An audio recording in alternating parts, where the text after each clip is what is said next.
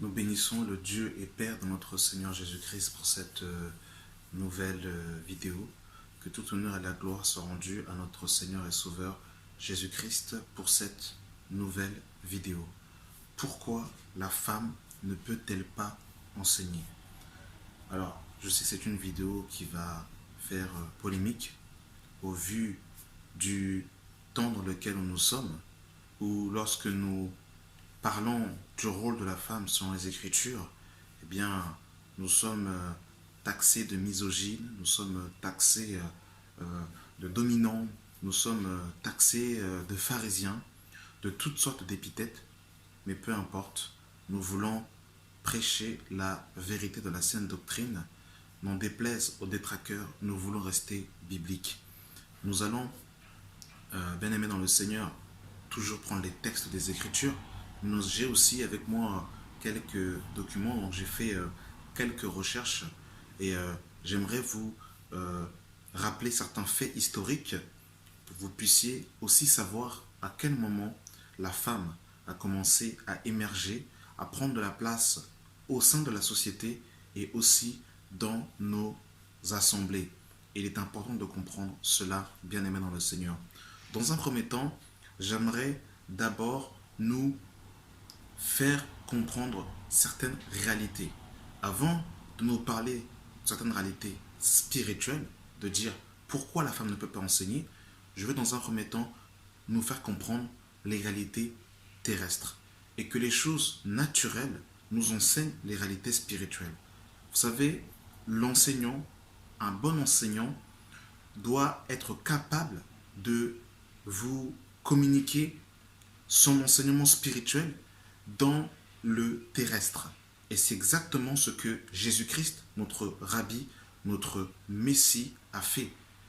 Et on va le lire. Nous sommes dans le livre de Jean, chapitre 3. Jésus va se trouver devant Nicodème et il va dire à Nicodème, donc on va lire ce passage dans le livre de Jean, chapitre 3, le verset 5.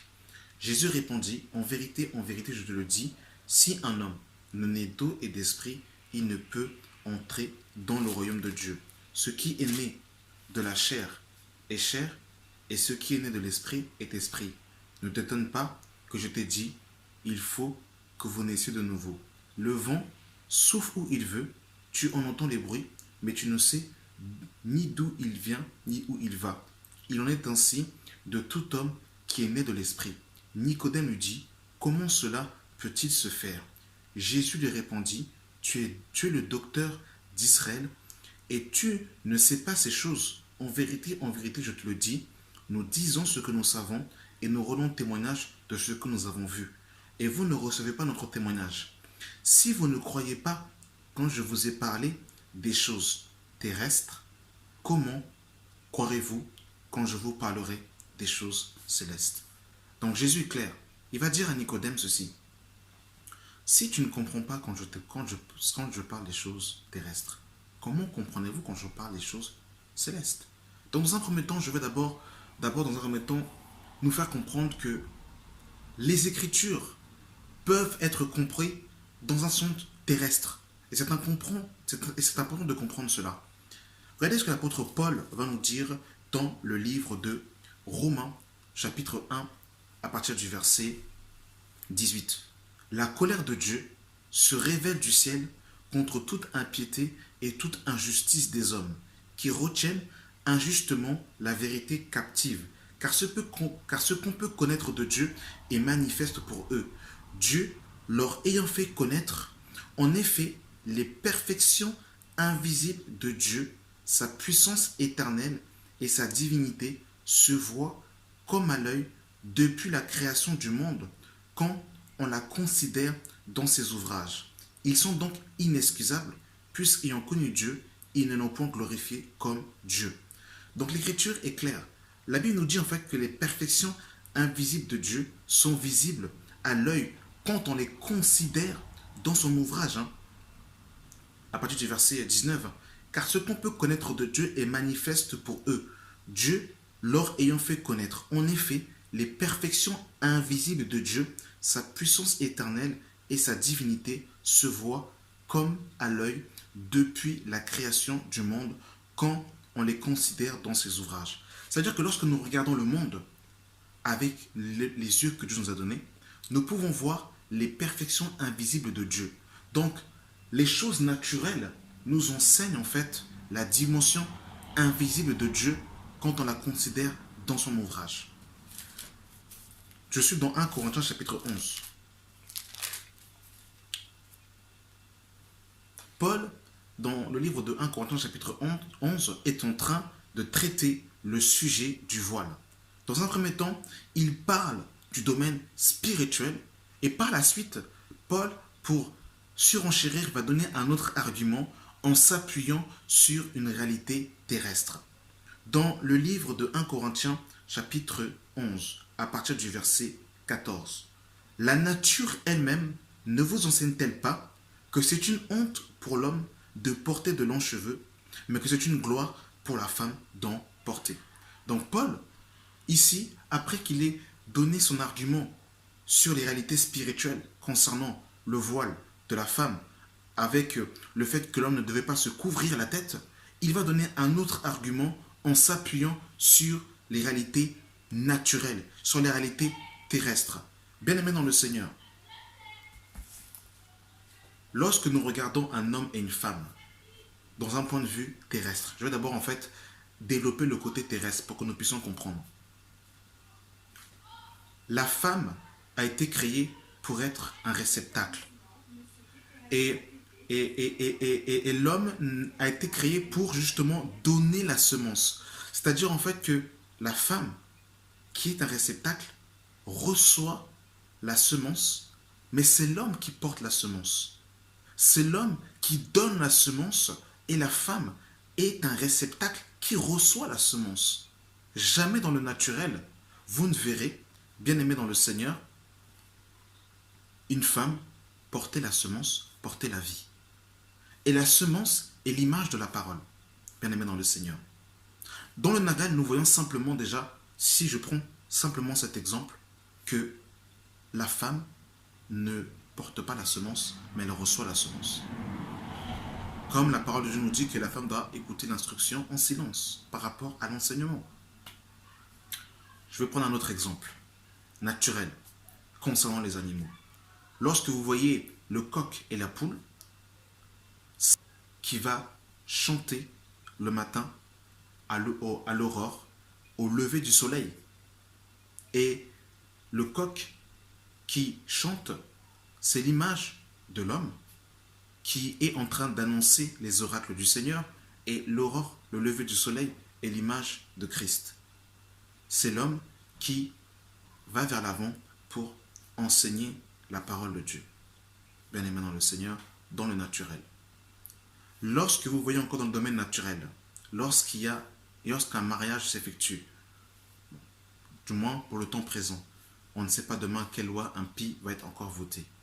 C'est la femme qui porte le nom de l'homme et non l'homme qui porte le nom de la femme. Parce que l'homme est l'autorité. L'homme est le chef de la famille, donc la femme porte le nom de son mari. Ça, c'est encore dans le domaine naturel. Mais j'aimerais d'abord vous faire comprendre dans le sens terrestre, naturel, que vous comprenez en fait certaines choses. Lorsque vous voyez le soleil et la lune, vous voyez en fait que la lune ne produit pas de la lumière d'elle-même. Mais la lune, la lumière qu'elle va projeter, eh bien, c'est le reflet du soleil qu'elle reçoit.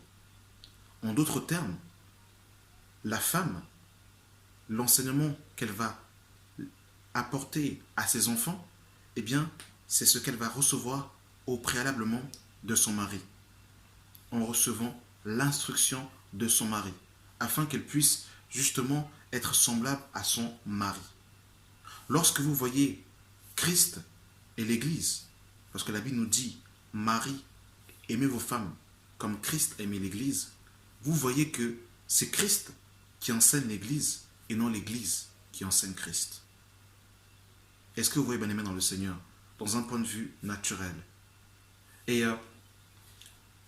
dernier exemple sur la nature, vous voyez que lorsque Dieu a créé le ciel et la terre, il a mis chaque chose à sa place. Vous ne verrez jamais, bien-aimés dans le Seigneur, des étoiles au fond de l'océan, mais plutôt dans le ciel. Vous ne verrez pas, bien-aimés dans le Seigneur, une baleine en train de nager dans les nuages, mais vous verrez plutôt un animal marin subsister dans les profondeurs de l'eau. Vous ne verrez pas, bien-aimés dans le Seigneur, un arbre pousser dans le ciel, mais vous verrez un arbre pousser en sortant du sol. Parce que lorsque Dieu a créé le monde, Dieu qui est un Dieu d'ordre, a mis chaque chose à sa place. Et il en est de même pour l'homme et la femme. L'homme a sa place et la femme aussi a sa place. Et le rôle du diable, c'est de désaxer l'ordre défini par le Seigneur. Et il ne faut pas qu'il en soit ainsi. Nous, en tant que chrétiens, en tant qu'enfants de Dieu, nous devons comprendre que Dieu est un Dieu d'ordre. Aujourd'hui, il y a tellement de versets qui sont complètement tordus dans tous les sens parce qu'on a été séduit par le serpent ancien, on a été séduit par Babylone tout simplement. Et il ne faut pas qu'il en soit ainsi, bien-aimés dans le Seigneur. Il faut que nous puissions être à notre place. Et bien-aimés dans le Seigneur, l'autorité dans les Écritures, c'est l'homme, jusqu'à preuve du contraire. Il y a un exemple tangible dans les Écritures d'un couple qui, malheureusement, n'était pas à sa place, Akab et Jézabel. On voit que Jézabel avait l'ascendant sur son mari et c'était elle qui dirigeait, c'était elle qui signait à la place de son mari et c'était elle justement qui prenait les décisions. Et Akab allait consulter sa femme, renversement du gouvernement de Dieu. Mais selon les Écritures, pour comprendre le modèle de l'homme et de la femme, il faut comprendre Christ et l'Église. Tant que tu n'auras pas compris, mon frère, ma soeur, que l'homme et la femme sont une maquette de Christ et de l'Église, tu ne pourras pas bien comprendre la place de l'homme et la place de la femme. L'Écriture est claire. Elle dit, Marie, aimez vos femmes comme Christ a aimé l'Église. On va lire ce passage. Nous sommes dans le livre de Éphésiens, chapitre 5. On n'a pas encore commencé. On est dans un premier temps en train de poser la base. Et en fait, on va rentrer dans le vif du sujet. Éphésiens chapitre 5, à partir du verset 22. Femmes, soyez soumises à vos maris comme au Seigneur, car le mari est le chef de la femme, comme Christ est le chef de l'Église, qui est son corps et dont il est le sauveur. Or, de même que l'Église est soumise à Christ, les femmes aussi doivent l'être à leur mari en toutes choses. Marie, aimez vos femmes comme Christ aimait l'Église et s'est livré lui-même pour elle afin de la sanctifier après l'avoir purifiée par l'eau et la parole afin de la faire paraître devant lui cette Église glorieuse, sans tache, ni ride, ni rien de semblable, mais sainte et irrépréhensible. Le verset 32. Ce mystère est grand, je le dis, par rapport à Christ et à l'Église. Du reste, que chacun de vous aime sa femme comme lui-même et que la femme respecte son mari. Lorsque le Seigneur dit dans les Écritures, l'homme quittera son père et sa mère et s'attachera à sa femme et les deux deviendront une seule chair, Paul ici nous dit, ce mystère est grand, je le dis, par rapport à Christ et à l'Église. En d'autres termes, bien-aimés dans le Seigneur, lorsque le Seigneur disait dans la Genèse, l'homme quittera son père et sa mère et s'attachera à sa femme et les deux deviendront une seule chair, en vérité, le Seigneur parlait de Christ, qui a quitté le ciel pour venir s'attacher à son épouse qui est l'Église. Et tant que tu ne comprendras pas, mon frère, ma soeur, que le modèle par excellence, ce n'est pas Jay-Z et Beyoncé, ce n'est pas Angelina Jolie et Brad Pitt, tant que tu ne comprendras pas que le modèle c'est Christ et de l'Église, eh bien, tu te feras corrompre par le siècle présent, par le système babylonien. L'homme est le chef de la femme, non pas dans un sens de dictatorial, non pas dans un sens pour dominer, mais dans un sens d'ordre. L'homme a été créé le premier, Ève ensuite. Et vous remarquez, bien aimé dans le Seigneur, que lorsque le Seigneur va envoyer un ange pour apparaître à Marie, en lui disant qu'elle allait avoir un fils, le Seigneur a envoyé l'ange pour dire à Marie qu'elle allait avoir un fils. Mais quand il concernait de fuir en Égypte, le Seigneur va apparaître à Joseph afin que Joseph prenne sa femme et son fils et qu'il fuit en Égypte. Pourquoi?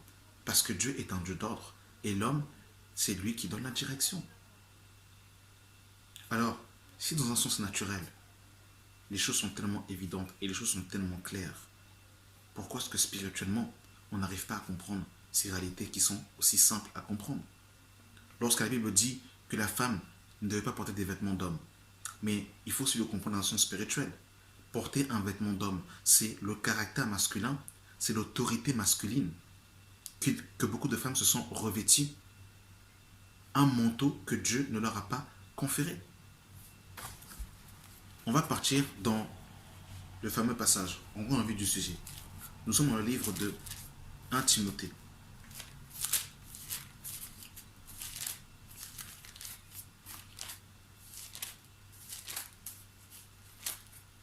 Vous savez, vous pouvez me lapider, vous pouvez mettre des pouces vers le bas. On n'est pas là pour flatter le peuple. Vous savez, on va aller au ciel, bien évidemment, Seigneur. On va aller au ciel. On veut aller au ciel. Et il y a une différence entre servir Dieu, avec Dieu, et faire plaisir à Dieu. Il y en a qui font plaisir à Dieu, mais Dieu ne les a pas mandatés, Dieu ne les a pas appelés. Dieu n'est pas avec eux. Dieu ne les accompagne pas, Dieu ne les précède pas. Il faut faire les choses comme Dieu nous le demande. Souvenez-vous de Uza qui va tenir l'arche lorsque l'arche va tomber. Uza va mourir parce que Dieu est clair, il avait demandé aux Lévites de porter l'arche. Uza n'était pas lévite. Son acte est un acte de bravoure et Uza est mort parce qu'il a fait quelque chose que Dieu ne lui avait pas demandé. Lorsque le Seigneur va dire à ses apôtres dans Actes chapitre 1, ne quittez pas Jérusalem avant d'avoir reçu la puissance d'en haut. Les apôtres n'auraient pas connu la gloire qu'ils ont connue s'ils auraient quitté Jérusalem sans être revêtus de la puissance d'en haut. Il y a des règles à suivre dans la maison de Dieu. On ne fait pas ce qu'on veut. Malheureusement, aujourd'hui, au nom du zèle, on fait tout et n'importe quoi. En prenant des versets complètement hors contexte, en disant que le Seigneur a dit « Je répandrai mon esprit sur toute chair ». Et l'esprit n'a pas de sexe, Dieu fait ce qu'il veut. Si Dieu n'a pas de sexe, pourquoi Dieu dit que l'homme doit aimer sa femme comme Christ aimait l'Église et dit que la femme doit se soumettre à son mari? Donc là, on voit que l'esprit, en fait, fait une distinction dans dans le rang que chacun doit occuper. Que Dieu nous aide. 1 Timothée chapitre 2, à partir du verset 12. Je ne permets pas à la femme d'enseigner, ni de prendre autorité sur l'homme, mais elle doit demeurer dans le silence. Donc, on a vu par rapport à l'autorité, dans Éphésiens chapitre 5, que la femme n'a pas été appelée à prendre autorité. Qu'elle soit vierge ou qu'elle soit mariée. Quand une femme est vierge, elle est sous l'autorité de son père, et quand elle est mariée, elle est sous l'autorité de son mari.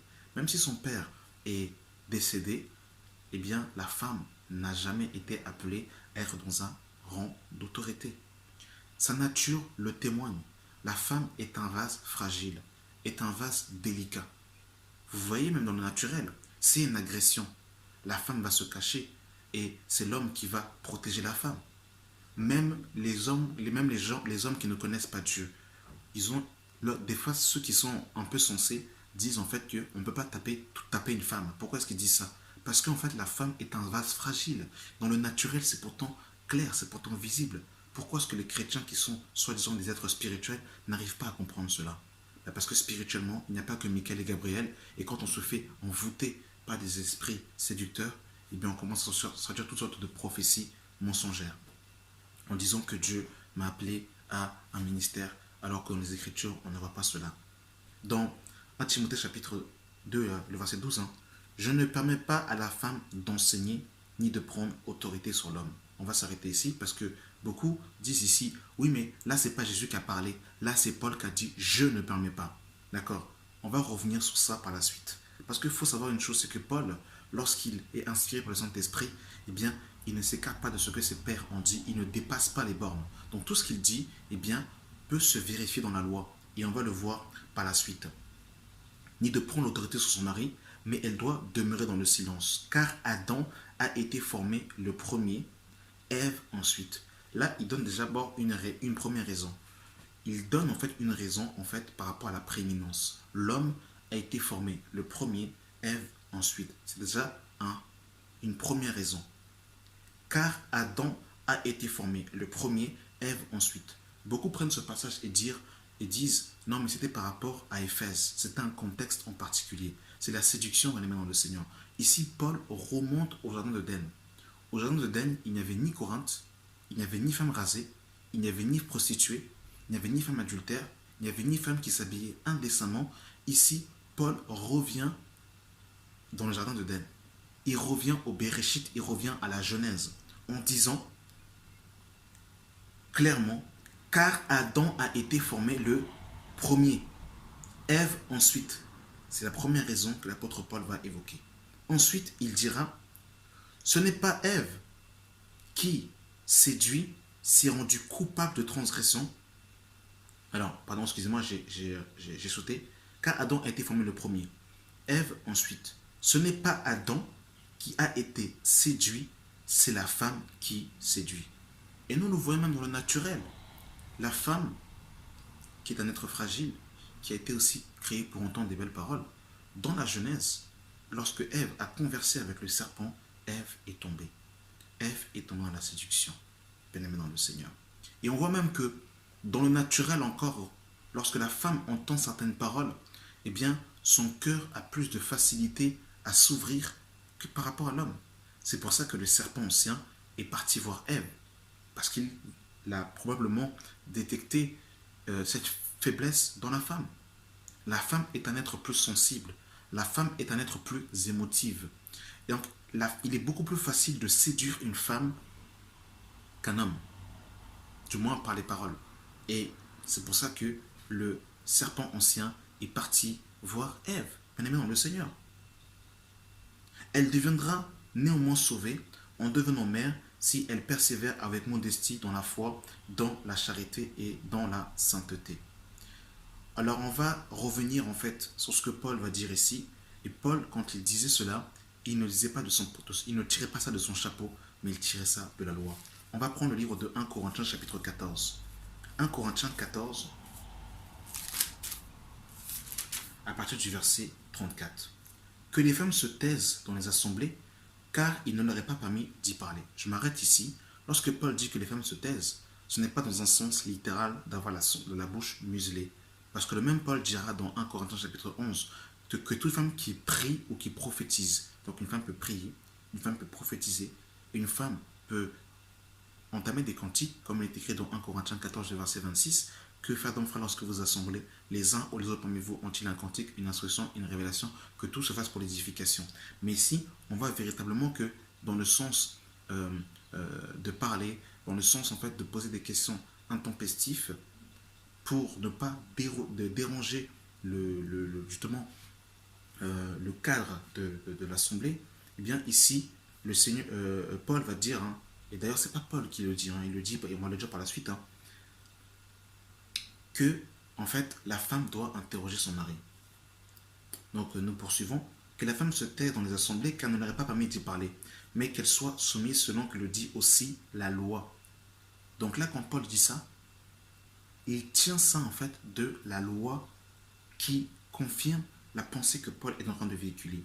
Si elles veulent s'instruire sur quelque chose, qu'elles interrogent leur mari à la maison. Car il est malséant à une femme de parler dans une église. Est-ce de chez vous que la parole de Dieu est sortie ou est-ce à vous qu'elle est parvenue? Si quelqu'un croit être prophète ou inspiré, qu'il reconnaisse que ce que je vous écris est un commandement du Seigneur. Si quelqu'un ignore, qu'il l'ignore. Allons un peu dans la loi pour voir, parce que Paul va dire, comme le dit aussi la loi. Nous allons partir dans le Béréchit. Vous savez, c'est important de revenir au commencement. Lorsque dans Matthieu chapitre 19, les pharisiens vont poser la question à Jésus concernant le mariage, Jésus va les ramener dans le commencement en disant, au commencement de la création, il n'en était pas ainsi. Et qu'est-ce que nous voyons lorsque nous revenons dans le Béréchit, dans Genèse chapitre 3, qu'est-ce que Yahweh va dire à la femme? Genèse 3, verset 16. Il dit à la femme, j'augmenterai la souffrance de tes grossesses. Tu enfanteras avec douleur, et tes désirs se porteront vers ton mari, mais lui, il dominera sur toi. Mais lui, il dominera sur toi. Cette domination n'est pas une domination charnelle, n'est pas une domination dictatoriale. Il faut vraiment qu'on soit délivré aussi, du mouvement féminisme. Il faut qu'on soit délivré aussi de certaines sensibilités, de certains mots. Il faut qu'on soit des hommes spirituels au bout d'un moment. Il faut qu'on comprenne que lorsque le Seigneur parle de domination, ça n'a rien à voir avec une domination pirate, une domination coup de tête, une domination balayette. Il faut bien qu'on comprenne, il faut qu'on soit des hommes spirituels. Quand on parle d'une domination, ici, il est question de l'autorité. L'homme est le chef de la femme. Et la femme doit, justement, ses désirs doivent se tourner vers son mari, lui, il dominerait sur elle. Regardez dans Ésaïe chapitre 4. Nous sommes dans le livre de Ésaïe. Que Dieu éclaire son peuple par sa parole. Ésaïe, chapitre 3, autant pour moi, le verset 12. Mon peuple a pour oppresseur des enfants et des femmes dominent sur lui. Mon peuple, ceux qui te conduisent t'égarent et ils corrompent la voie dans laquelle tu marches. C'est clair, bien aimé dans le Seigneur. La femme n'a pas été appelée pour diriger. La femme n'a pas été appelée, pour diriger une assemblée. Je vous invite juste à faire cet exemple, à faire cet exercice, à partir de Actes des Apôtres jusqu'à Apocalypse. Montrez-moi dans la Bible où vous voyez une femme en train de diriger une assemblée. Ça n'existe pas, bien aimé dans le Seigneur.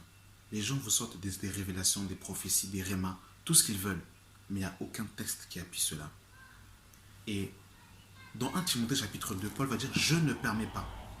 Certains disent « C'est Paul qui a dit ça ».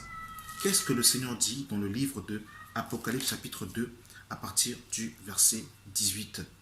Écrit à l'ange de l'église de Thyatire. Voici ce que dit le Fils de Dieu, celui qui a les yeux comme une flamme de feu et dont les pieds sont semblables à des reins ardents. Je connais tes œuvres, ton amour, ta foi, ton fidèle service, ta constance et tes dernières œuvres plus nombreuses que les premières. Mais ce que j'ai contre toi, c'est que tu laisses la femme Jézabel, qui se dit prophétesse. Elle ne l'est pas. Qui se dit prophétesse, enseigner et séduire mes serviteurs pour qu'ils se livrent à l'impudicité et qu'ils mangent des viandes sacrifiées aux idoles. C'est clair, bien aimé dans le Seigneur. Le Seigneur ne permet pas à la femme d'enseigner. On va prendre l'exemple de Anne. Oh, Anne était prophétesse. Attendons. Lisons un peu, parce qu'il ne faut pas séduire le peuple de Dieu. Il ne faut pas berner les enfants du Seigneur. Dans Luc chapitre 2, bien aimé dans le Seigneur. Dans Luc chapitre 2, à partir du verset 36. Il y avait une prophétesse Anne, fille de Phanuel, de la tribu d'Azé. Elle était forte avancée en âge, et elle avait vécu 7 ans avec son mari depuis sa virginité, restée veuve et âgée de 84 ans. Elle ne quittait pas le temple, et elle servait Dieu nuit et jour dans le jeûne et dans la prière. Elle servait nuit et jour dans le jeûne et dans la prière. Où est-ce que c'est écrit que Anne enseignait dans le temple? Par la suite, on nous dit que, étant survenue, elle aussi, à cette même heure, elle louait Dieu et parlait de Jésus à tous ceux qui attendaient la délivrance de Jérusalem. En fait, pourquoi est-ce qu'on dit que Anne était prophétesse? En fait, prophétiser, c'est parler de la part de Dieu, c'est annoncer les choses à venir. Anne était en train d'annoncer la venue de Christ et elle était en train tout simplement d'encourager les enfants d'Israël que le libérateur est proche, est en train d'arriver. Mais Anne n'enseignait pas dans le temple. Elle n'était pas en train d'instruire dans le temple. Vous imaginez en plus sous la loi, avec les pharisiens et les sadduciens, Anne en train de prêcher, on l'aurait chassé du temple. Donc Anne n'était pas en train d'enseigner, bien aimé dans le Seigneur. Quand on prend l'exemple de Déborah, on dit que Déborah était prophétesse, mais ils ont les Écritures, bien aimé dans le Seigneur. Déborah n'enseignait pas la parole. Déborah avait prophétisé en fait la victoire de Sisera. Et pourquoi? Parce que Israël était encore sous la domination d'une nation étrangère, et Déborah va même pousser Barak afin que Barak soit en avant en disant il faut que l'honneur revienne à toi. Et Déborah va même pousser Barak devant. Lisez Juge, vous allez voir. Déborah n'enseignait pas. Donc en fait on prend des exemples complètement tirés par les cheveux pour asseoir une doctrine étrangère qu'on ne voit pas dans les Écritures. Vous bien aimé dans le Seigneur. Et par rapport encore au gouvernement de Dieu, lorsque vous lisez 1 Corinthiens chapitre 11, bien aimé dans le Seigneur, Paul est clair. au verset 3 de 1 Corinthiens 11. Je veux cependant que vous sachiez que Christ est le chef de tout homme, que l'homme est le chef de la femme et que Dieu est le chef de Christ. Le verset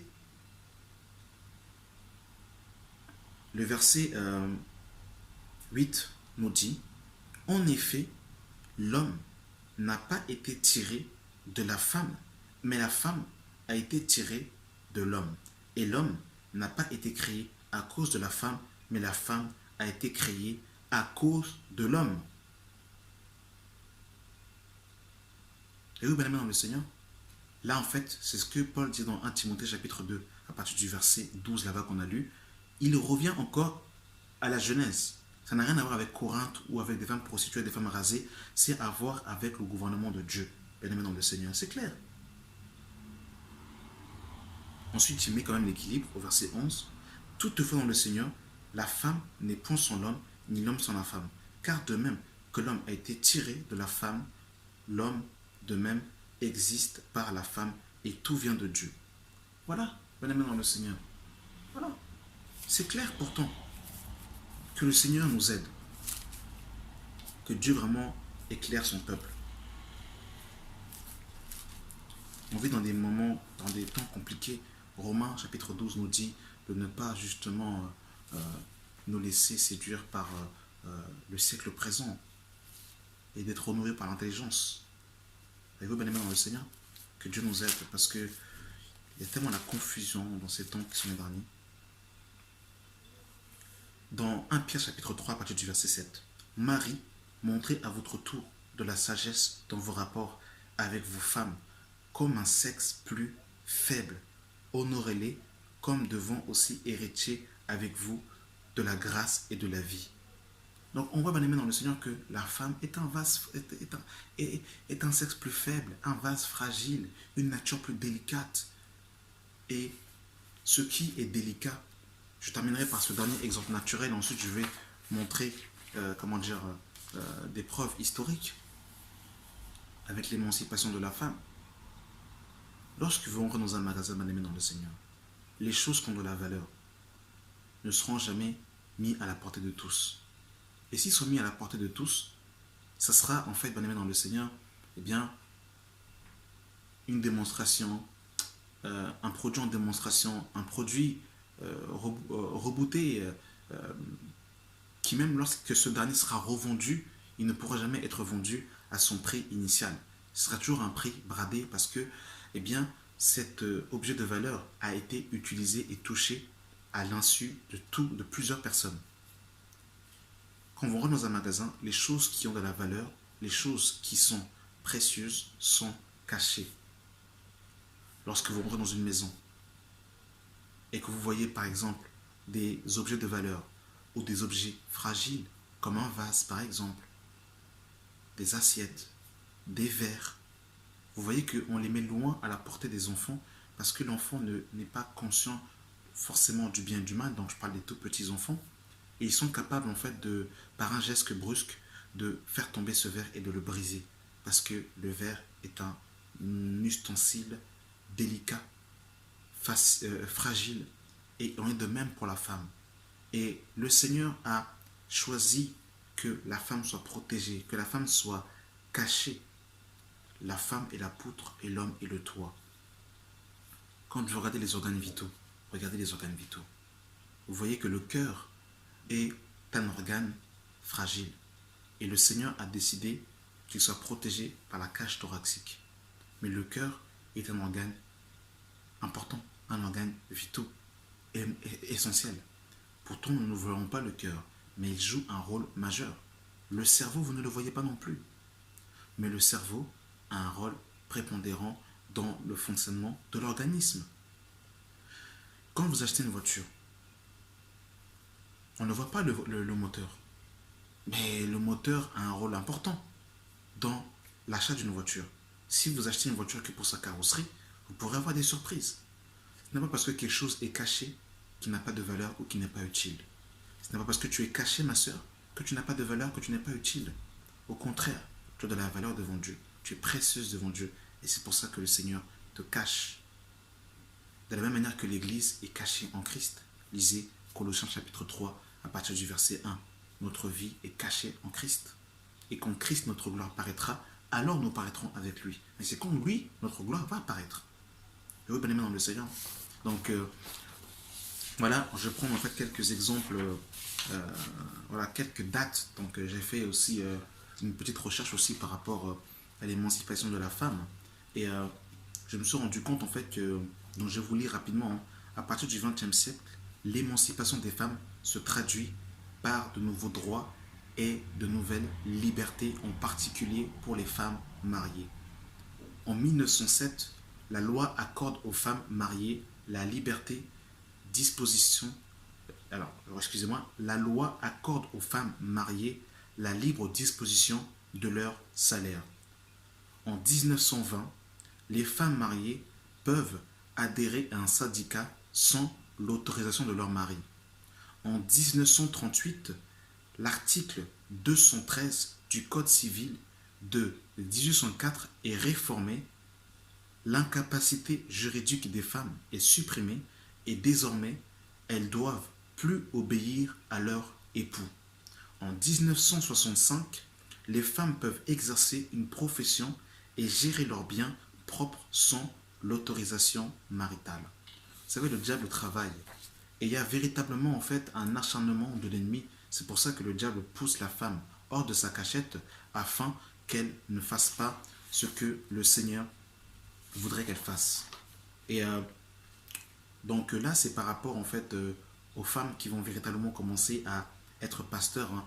Donc on nous dit femmes pasteurs donc de 1900 à 1960.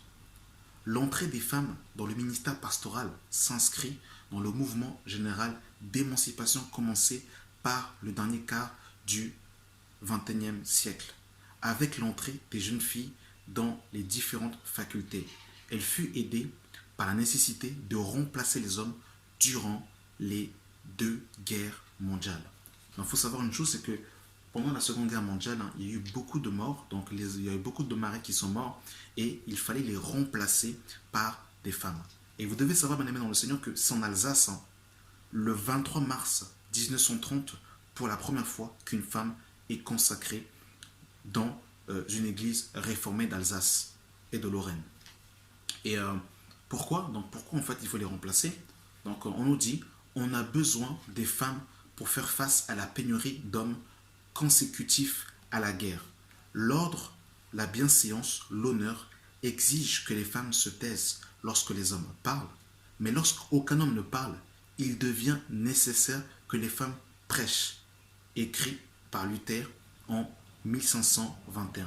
Et cela définit la mentalité des églises vis-à-vis des femmes dans les premières moitiés du XXe siècle. Oui, bien aimé dans le Seigneur, c'est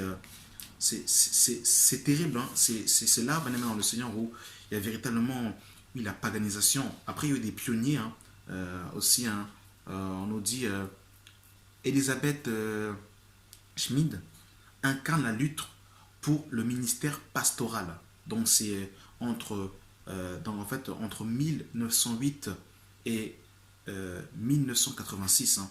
Donc, elle incarne la lutte pour le ministère pastoral dans l'Église réformée de France. Elle avait étudié la philosophie de la Sorbonne, puis la théologie à Geneviève. Ce fut sa paroisse qui demanda sa consécration. En fait, c'est terrible en fait avec la fin de la guerre mondiale.